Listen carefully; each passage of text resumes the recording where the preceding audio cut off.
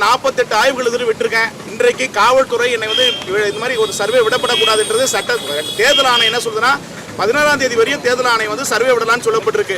அப்படிப்பட்ட சூழ்நிலை தமிழகத்தில் இன்றைக்கு கோயம்புத்தூர் தமிழகத்தில் இருக்கிற அனைத்து தலைவரும் தேசிய தலைவர் அனைத்தும் உற்று நோக்க பார்க்க தேர்தல். அப்படி இருக்கிற போது இந்திய அரசியல் ஜனநாயக என்ற ஐபிஎஸ் நிறுவனம் சார்பில் இந்த தேர்தலில் நாங்கள் பதிவு செய்ய நோக்கத்திற்காக இந்த கிட்டத்தட்ட 10 நாட்களாக ஆய்வுகள் மேற்கொள்ளப்பட்டு அதனோட முடிவை இன்னைக்கு வெளியிடுறோம். இதுல இன்னைக்கு காவல்துறை இன்னைக்கு வெளியிடப்படக்கூடாது, ரத்து செய்யப்படும் சொல்றது மிக கண்டிக்க விஷயம். இது ஜனநாயகத்தில் வாழ்றோமா இல்ல சதுரண்ட வாழ்றோமா கேள்விக்குறியா இருக்கு. இன்னைக்கு ரோட்ல கொடுக்க வேண்டிய நிலைமை இருக்கு. 2004 தொடங்கி இதுவரை இந்த மாதிரி நிலைமை நடந்தல.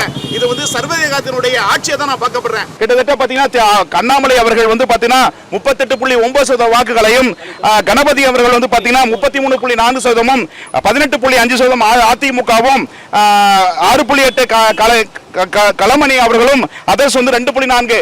இன்றைக்கு சவாலிட்டு சொல்கிறேன், என்னை இந்த அளவுக்கு மனவேதனைப்படுத்திய காவல்துறைக்கு மூலமாக சொல்கிறேன், இந்த வர தேர்தலில் தமிழகத்தில் இல்லாத அளவிற்கு 1,00,000 வாக்கு வித்தியாசத்தில் பாரதிய ஜனதாவுடைய அண்ணாமலை அவர்கள் வெற்றி பெறும் என்பதை நான் உறுதிமொழி. குறிப்பா காவல்துறை சட்ட ஒழுங்கு சிறப்பா பாதுகாத்து முதல் பரிசு வாங்கினார். இப்படி எல்லாத்துலயும் சிறப்பா இருந்தங்காட்டி தான் இன்னைக்கு அப்படி ஒரு சர்வே சொல்லியிருக்காங்க. இன்னைக்கு இருக்கக்கூடிய நிலை உங்களுக்கு தெரியும். இன்னைக்கு எங்க பார்த்தாலும் கோர்ட்டு முன்னாடியே பாருங்க கோட் விட்டு வெட்டுறாங்க. அந்த மாதிரி சூழ்நிலை. ஆகவே இன்னைக்கு 21 மாதத்துல எந்த திட்டமும் இல்ல, சட்ட ஒழுங்கும் இல்ல, அந்த மாதிரி சூழ்நிலை. அதுக்கு அந்த மாணவர்கள் சரியாதான் சொல்லியிருக்காங்க. நன்றி. இந்த மாதிரி எல்லாம் பண்ணாம களத்துல வந்து சந்திக்க சொல்லுங்க.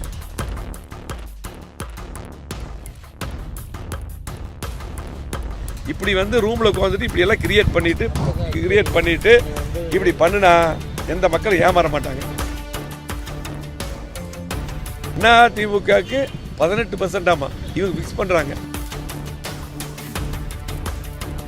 பிஜேபி எங்க போட்டியில் இருக்குது? ஃபர்ஸ்ட் களத்துல மீடியாலையும் இதுல பேட்டி கொடுக்கறது இதுலதான் போட்டியில் இருக்குது.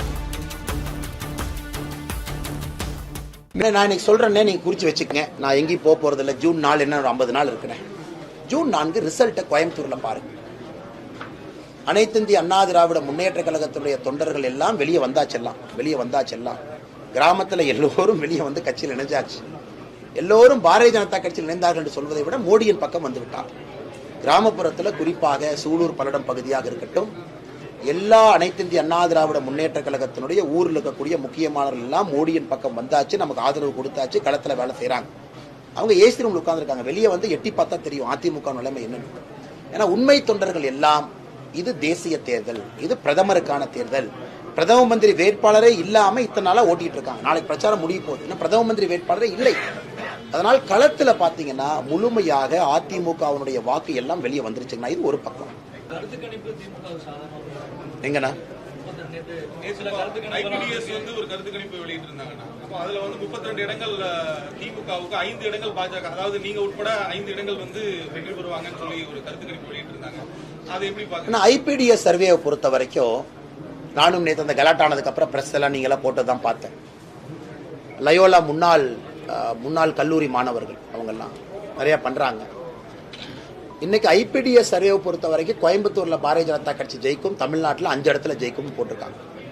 நான் உறுதியாக சொல்லுகின்றேன், தமிழ்நாட்டில் தேசிய ஜனநாயக கூட்டணி பாரதிய ஜனதா கட்சி இரட்டை இலக்கம், அதாவது 10 தாண்டி ஒரு நாளும் எழுச்சி வந்து கொண்டே இருக்கிறது. 39 நோக்கி சென்று கொண்டிருக்கின்றோம்.